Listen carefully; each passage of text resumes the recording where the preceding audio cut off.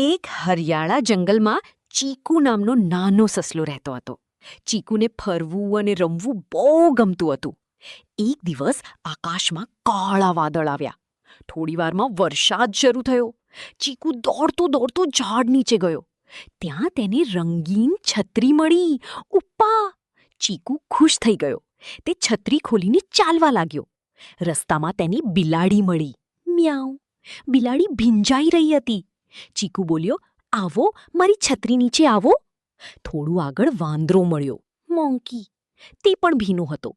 ચીકુએ તેને પણ અંદર લીધો. હવે ત્રણેય સાથે ચાલવા લાગ્યા. પછી કાચબો મળ્યો. ટોર્ટોઇઝ! બધા હસીને બોલ્યા, તું પણ આવી જા. છત્રી નીચે બધા ભેગા થયા. છત્રી નાની હતી અને બધા ધડામથી નીચે પડી ગયા. પછી બધા હસવા લાગ્યા. મિત્રો સાથે રહેવું સૌથી મોટી ખુશી છે. જો તમને આ વાર્તા ગમી હોય તો અમારી ચેનલ ગુજરાતી કિંગ શોર્ટ્સને સબસ્ક્રાઇબ કરો, વિડીયોને લાઇક કરો અને શેર કરવાનું ભૂલતા નહીં.